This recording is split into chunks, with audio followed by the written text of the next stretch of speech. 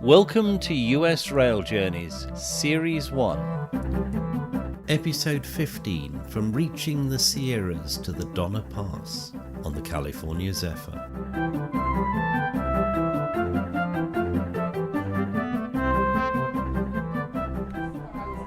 So we've now left the meadowland around Reno, if you could call it meadowland, and we're now up into the hills of the Sierras, climbing steadily. On our left is the Truckee River, and we've just crossed the state line between Nevada and California. The wooden structures you see off to the left side of the train, running parallel to the Truckee River and above the water level, are called flumes. Now these flumes are used to carry water downstream to small hydroelectric plants. Now we passed two of these hydroelectric plants this morning and they both seem to be operating. The flumes were once notorious for their leakage. They've been repaired in recent years, and in the winter months when overnight temperatures often dropped into the single digits, the water would freeze in the old days into huge icicles, sometimes 15 feet long. We're now passing through a valley as we're climbing steadily in the mountains. We're on the far left-hand side of the valley as we're going up. Then there is the other track from the railway below us. Two-lane highway, and across the valley we have the flumes. I'm with Ian now, who comes from Liverpool. When he speaks to you, you will notice that the accent is not Liverpudlian, because in fact he started off, I think, in Sheffield. So Ian, why are you on this train? Tourist, basically.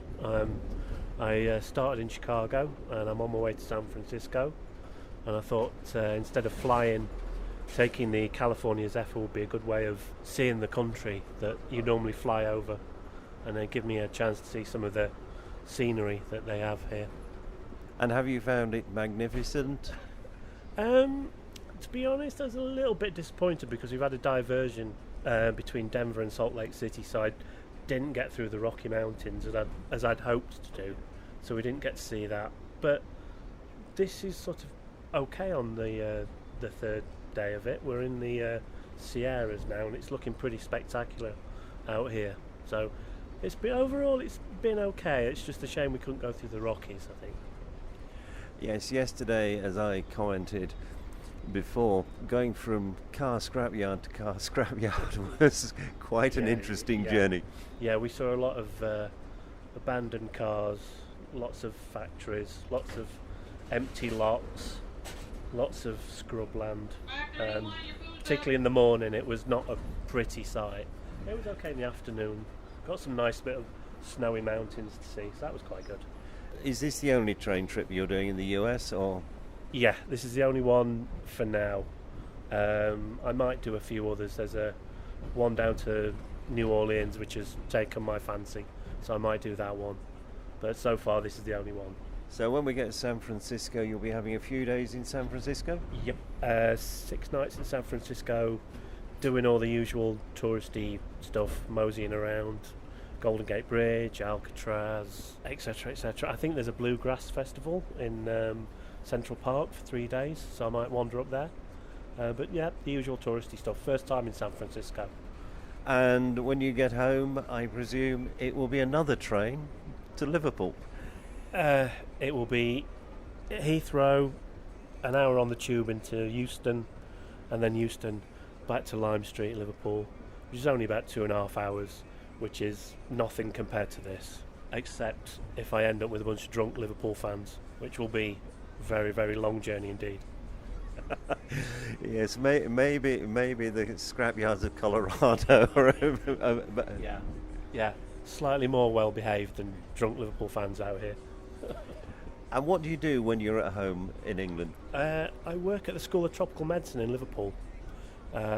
So basically we get lots of samples from patients, lots of unpleasant samples, which we test for parasite infections, things, malaria mainly, lots of malaria samples. We're also looking for things like tapeworms, tick bites and so on, filaria infections and so on. and just spend the day checking for bugs. When you say malaria is quite a major part of it, is malaria growing as a problem these days? It is, particularly for English travellers, because we're travelling to a lot of places overseas now. A lot of students going on gap years, a lot of people visiting family in Africa or India, so they can always come back with malaria infections. You can often see there's a species of malaria called vivax, Plasmodium vivax, which is common in India, and you can see a lot of the families who travel out to India to see family over there, and then they come back to England, they will have vivax infections, and they tend to be in the north of England, sort of the Blackburn, Bradford areas where there's lots of Asian communities, so you can see that and also lots of African students who go over so Christmas time to Nigeria and places like that. They will come back with malaria as well. Thank you very much. This is very twisty and turning as we go along, and frequently I can see the locomotive only 4 carriages in front of me, as the bends are very steep as we progress up into the Sierras. A few miles past the state line, we reach Floriston, where rainbow trout, brook trout and German browns travel up and down the Truckee River from Birdie by means of a fish ladder. The highway is quite a height above us, probably 150 feet, and we've just passed a car halfway down the slope in the rocks. We have just passed through Boca. It's where the little Truckee River meets the big Truckee River. It is also the coldest place in California and recorded the lowest winter temperature anywhere in California ever in the 1930s. This gave a business opportunity to a local company that created some freshwater ponds, which in the winter, when the water was frozen, they harvested the ice, packed it in sawdust, and shipped it down to the Central Valley of California, where it was used to preserve the fruit that was being sent by train to the east of the United States. There was also lumber, but the town was mainly dismantled in the 1920s after the sawmill closed. There was also the Boca Brewery that produced something like 30,000 barrels of beer a year.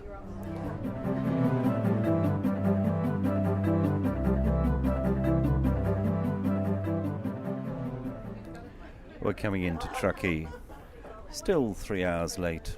We should have been here at 9:37 in the morning, but it's after 12:30 in the afternoon. Not that it matters. The countryside is beautiful, the day is wonderful, and there's virtually no clouds in the sky at all. The station at Truckee is 5,900 feet above sea level, so we've been climbing quite steadily since we left Reno. Now, ladies and gentlemen, our next station stop coming up just a few moments, city of Truckee. Truckee coming right up. If Truckee is your stop, please check around, make sure you have all your personal belongings and prepare to exit the train. Here in Truckee, we're going to exit from the 12 car, the 512 car. That's the car directly in front of the observation car, only for those passengers leaving us. If it's not your stop, please stay on board the train. Truckee coming up.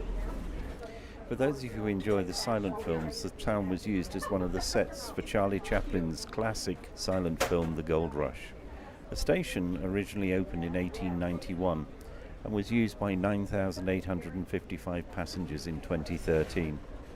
In addition to the California Zephyr, the westbound train normally arriving in the morning and the eastbound train in mid-afternoon, the station is also served by Amtrak's throughway coaches, which run 3 round trips a day between Sparks and connect to trains to Sacramento. Truckee is basically in a plateau in the hills and was a lumber servicing town. We've left Truckee and we're travelling now through a mainly coniferous area with lakes and pools below us. I've been persuaded by our lounge car attendant to have one of his Bloody Marys. He is supposed to be the best mixologist on the California Zephyr route. So I'm hoping I'm going to really enjoy it. It looked good as he made it.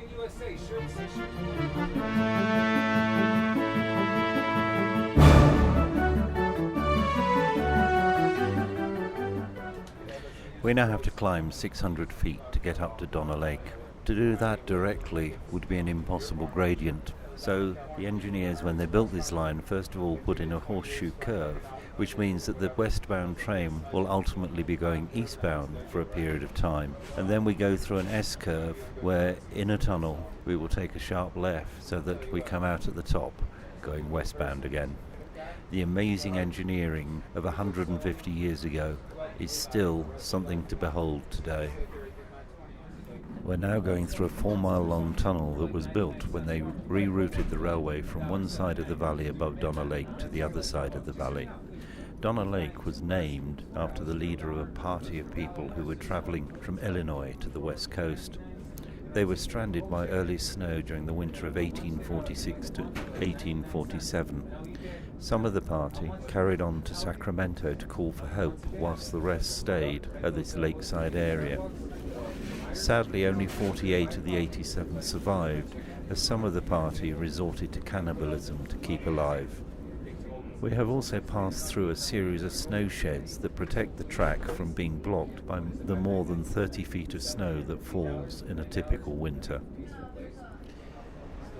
We have now exited the tunnel through Mount Judah, some 7,000 feet above sea level, the peak point of our climb across the Sierras. We've passed the ski lift from the adjacent Sugar Bowl ski resort that carries skiers over the track. The resort was closed during World War II for fear that Germans might blow up the tunnel and block this key transcontinental rail route. Much of the rock around here is granite, and that of course caused significant issues, particularly 150 years ago when they were building tunnels completely by hand with a bit of black powder to help them. About 12 miles from here, the Southern Pacific City of San Francisco streamliner with 226 passengers aboard got stuck in a freezing blizzard for 3 days in 1952.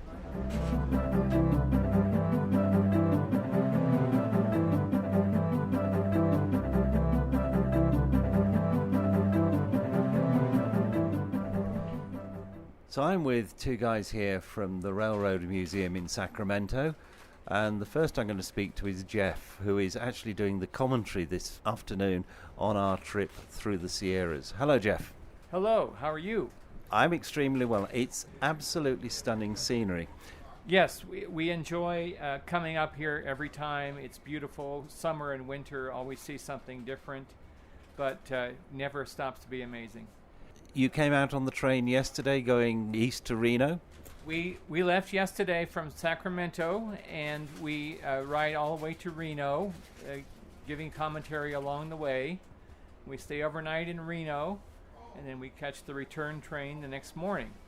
Hopefully it's in the morning. Today was 3 hours late, but that's not that unusual. And I'm told last week it was even later.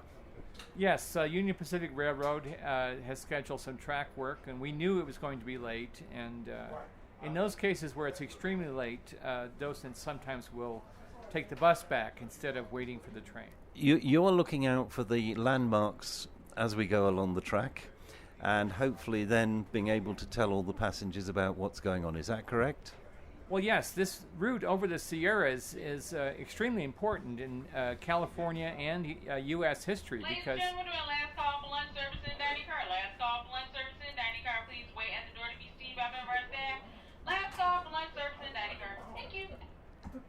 This route connected California and the West to the rest of the United States, was very important in development, and led to some wonderful development for California economically, with the gold rush followed by the agricultural development in California and trade with the rest of the United States. So extremely important in the history of America, as well as being a tremendous engineering feat over these very steep Sierra Nevada mountains. Well, thank you very much. I think we're probably getting to the next point where you have to tell the passengers something.